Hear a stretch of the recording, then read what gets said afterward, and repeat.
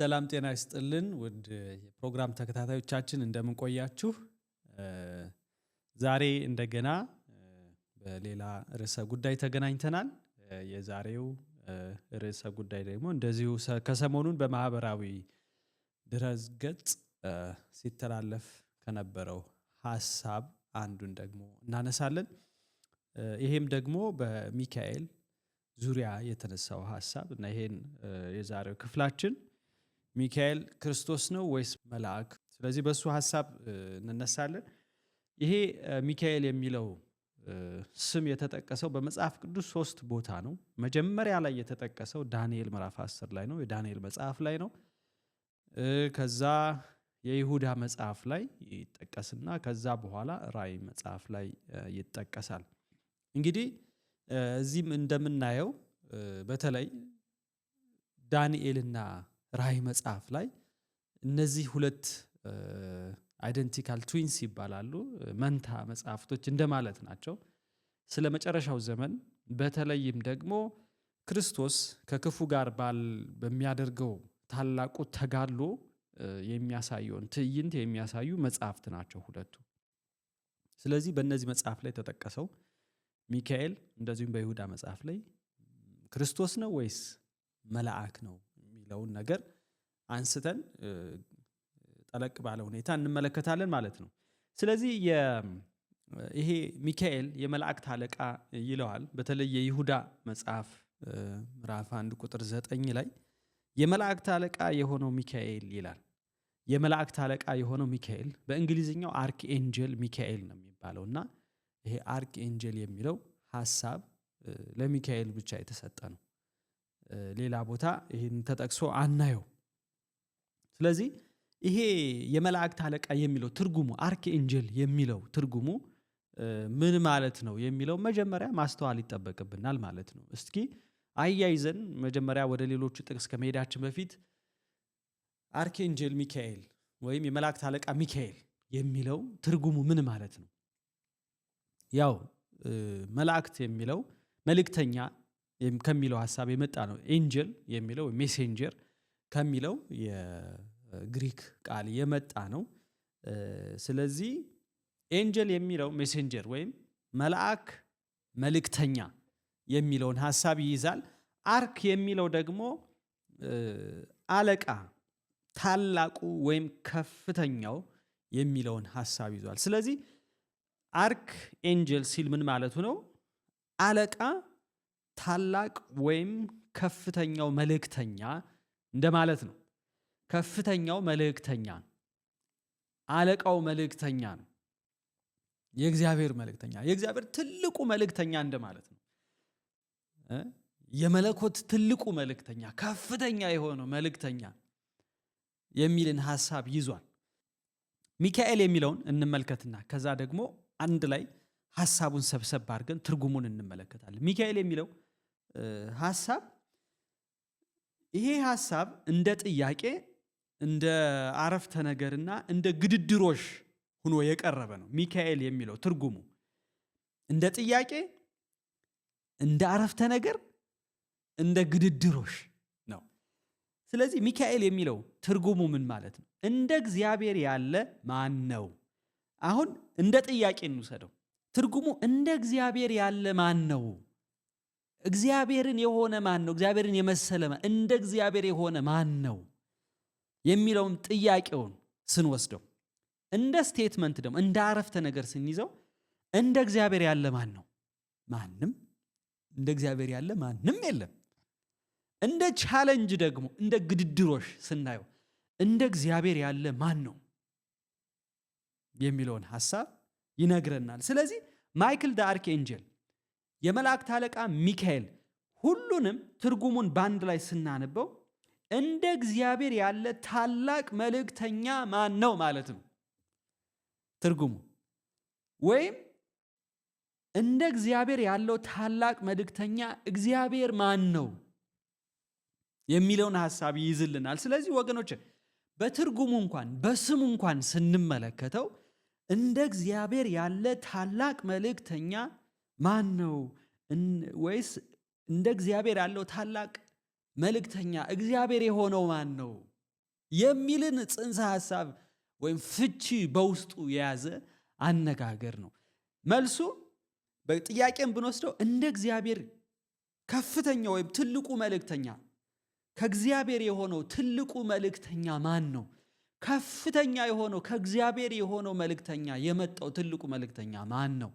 እንደ እግዚአብሔር ያለውስ እግዚአብሔር የሆነው መልእክተኛው ማን ነው? እሱም ክርስቶስ ነው።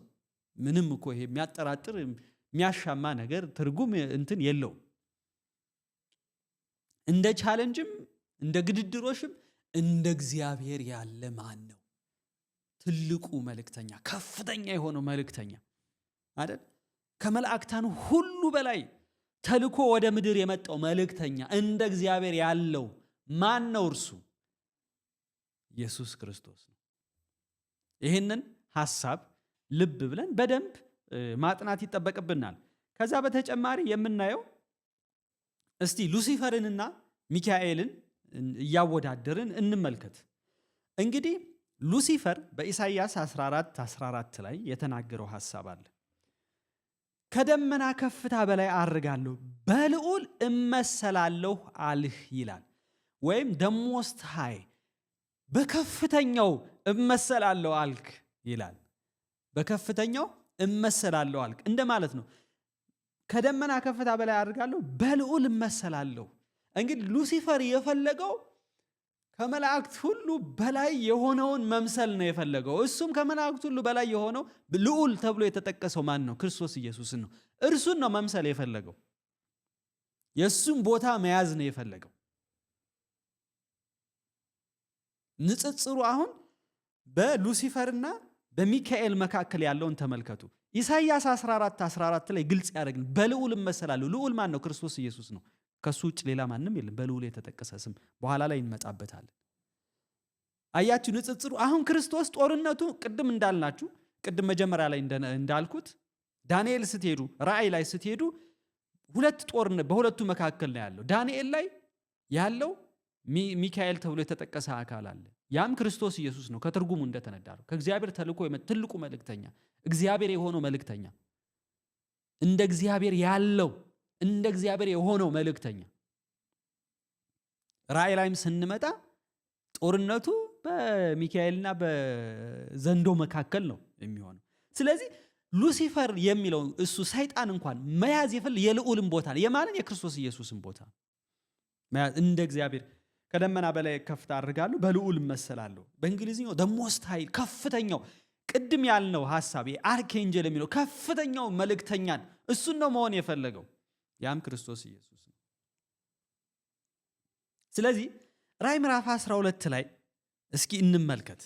አሁን ንጽጽሩን እያየን ነው። በሉሲፈርና በሚካኤል ወይም በክርስቶስ መካከል ያለውን ንጽጽር እየተመለከትን ነው ማለት ነው።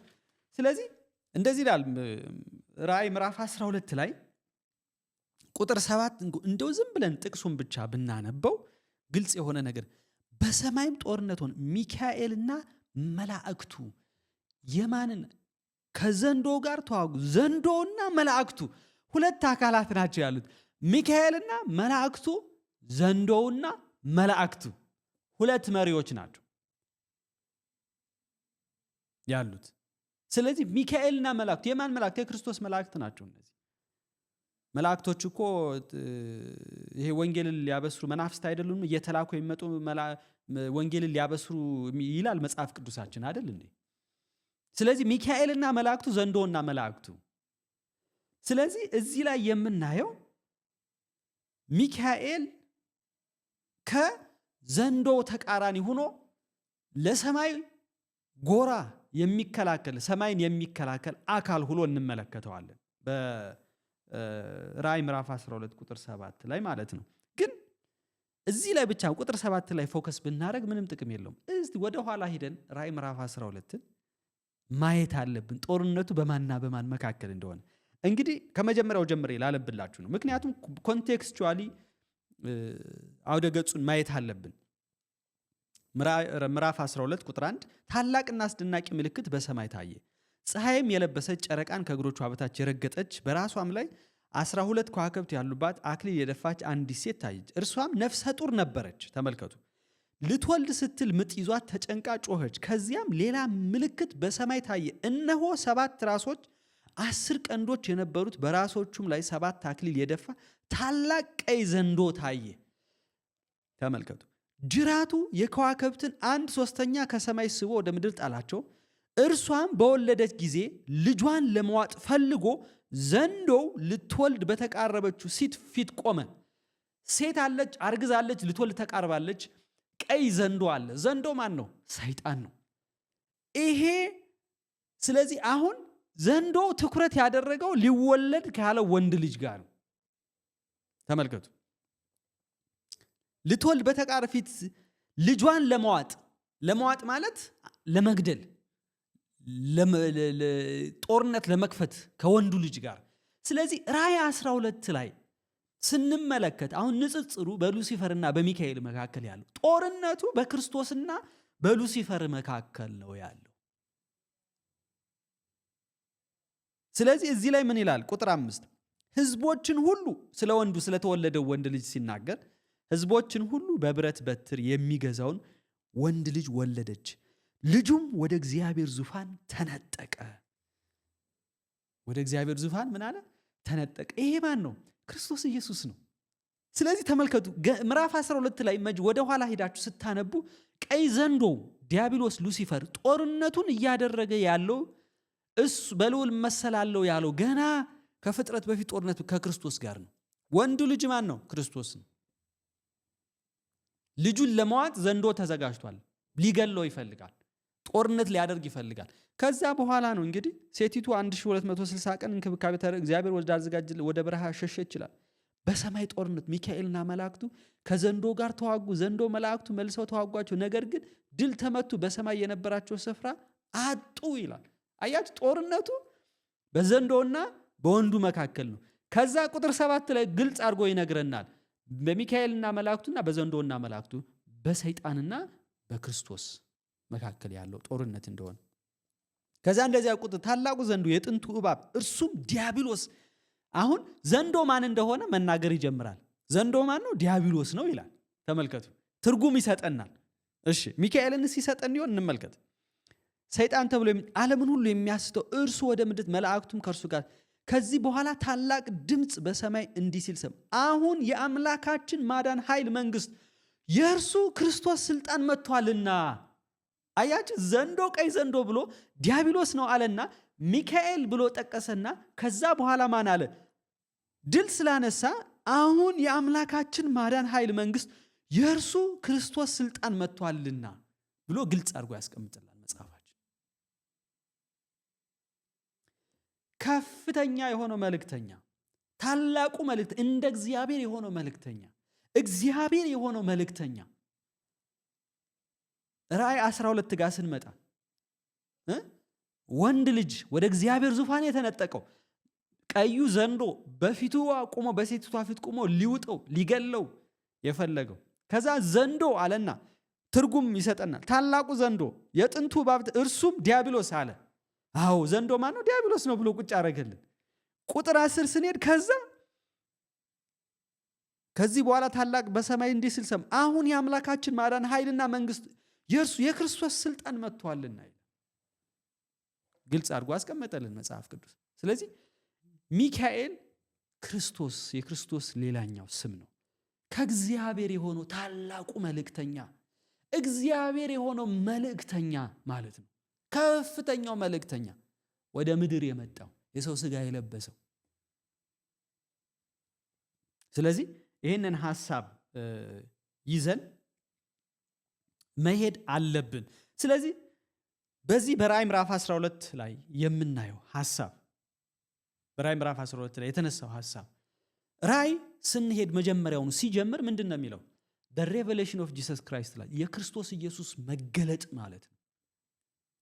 ምዕራፍ 1 ሁሉንም ከምዕራፍ 1 እስከ ምዕራፍ 20 መጨረሻው 22 21 ድረስ ብትሄዱ የክርስቶስ ኢየሱስ መገለጥን በክፉና በመልካም መካከል በዘንዶና በክርስቶስ መካከል የሚደረገውን ጦርነት ማብቂያ ድምዳሜ የሚያሳይ በሁለቱ ኃይላት መካከል በብርሃንና በጨለማ ብርሃን ማን ነው? ክርስቶስ ነው። ጨለማው የሚወክለው ማን ነው? ሰይጣን ነው። ሕይወት በሆነው በክርስቶስ ሞትን በሚወክለው በዲያብሎስ በዘንዶ መካከል የሚደረገውን ጦርነት አጉልቶ የሚያሳይ ነው ማለት ነው። ስለዚህ ይሄ ግልጽ የሆነ ሐሳብ ስለሆነ ሚካኤል በዚህኛው ክፍለ ጊዜ እንዳየነው ከስሙ ትርጉም ከአውደ ቴክስትም ሄደን እንዳየነው ኮንቴክስቹዋሊም እንዳየነው በራዕይ ምዕራፍ 12 ሚካኤል ክርስቶስ እንደሆነ ይናገራል። እንደውም የእርሱ ክርስቶስ ስልጣን መጥቷልና ቀንና ሌሊት በአምላካችን ፊት ሲከሳቸው የነበረው ይላል። ከሳሹ ማን ነው? ዲያብሎስ ዘንዶ የወንድሞቻችን ከሳሽ ተጥሏል ይላል። እነርሱም ይላል አሁን ቁጥር 11 ምዕራፍ 12 በበጉ ደም በምስክርነታቸው ቃል ድል ነሱት ይላል። ሰማይ ድል ተነሳ። በማን? በሚካኤል ክርስቶስ በራሱ ድል ተነስቷል ሰማይ። አሁን በምድርስ እነርሱም የክርስቶስ ተከታዮች ድል ነሱት። በማን? በክርስቶስ በራሱ በደሙ ከበጉ ደም የተነሳ ድል ነሱት። እስከ ሞት ድረስ እንኳን ነፍሳቸውን ለነፍሳቸው አልሰሱም ይላል። ስለዚህ ይሄንን አስቀምጦልን ያልፋል። ስለዚህ ከስሙ ትርጉም የምንረዳው ሚካኤል ራሱ የክርስቶስ ሌላኛው ስም እንደሆነ እንመለከታለን። እግዚአብሔር ይባርካችሁ።